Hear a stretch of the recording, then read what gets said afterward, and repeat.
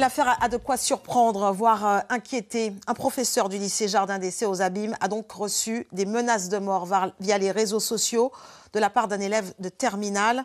Un fait d'une extrême gravité condamné par la communauté scolaire. Les cours et les épreuves du bac blanc ont été interrompus.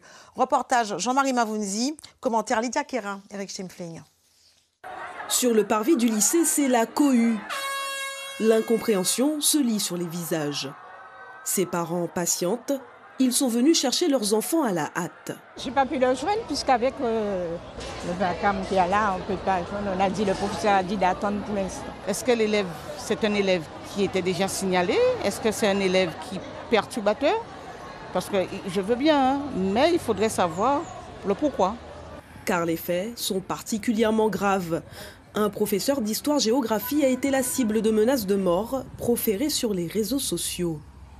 L'auteur des faits, un élève en classe de terminale âgé de 18 ans, défavorablement connu du lycée selon nos sources. Voici ce qu'il a écrit. Vous allez rejoindre les ancêtres en rapide. Un jour, monsieur, on va s'attraper et Dieu seul sait que je vais porter atteinte à votre vie. Des propos inadmissibles qui ont ébranlé la communauté scolaire de Jardin d'Essai. Les enseignants ont décidé d'interrompre les cours ainsi que les épreuves du bac blanc jusqu'à nouvel ordre.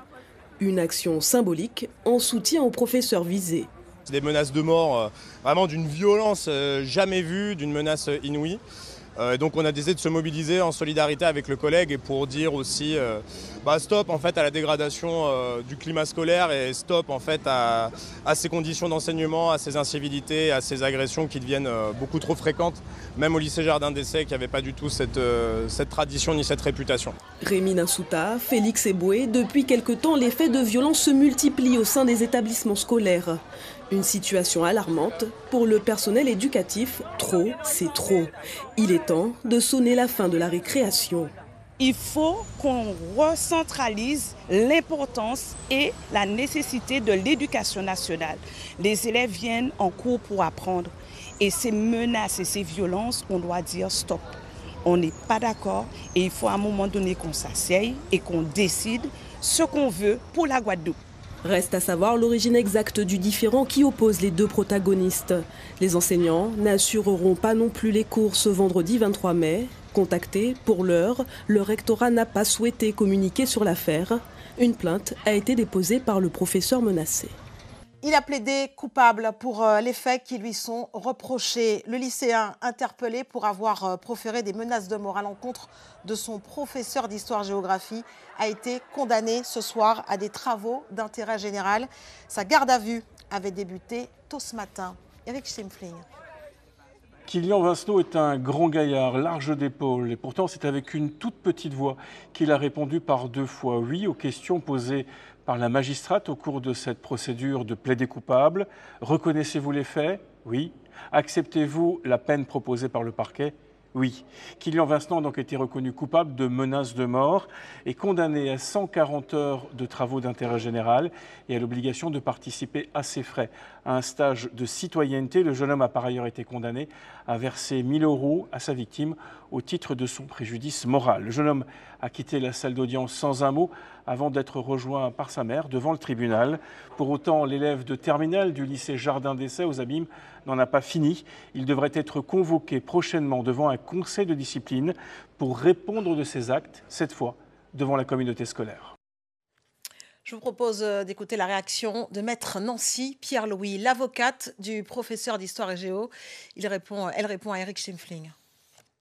C'est un peu les dérives des réseaux sociaux aujourd'hui. C'est que quelque chose qui est censé être privé et être géré quand même par les institutions, c'est d'abord géré par l'opinion publique, par les autres personnes, et chacun se fait son avis, sa position, et forcément ça enfreint certaines règles et ça entrave l'intimité de la victime. Je pense que notre jeunesse, ils sont dans le mimétisme, mais pas forcément le mimétisme intrafamilial, mais le mimétisme aussi par rapport à tout ce qu'ils voient sur les réseaux. Ils pensent qu'ils peuvent les transposer, mais là on a clairement quand même les conséquences de ces actes, parce que c'est très bien hein, de vouloir parler sur les réseaux, mais après il y a aussi des conséquences, il y a la loi, et on ne peut pas s'y soustraire.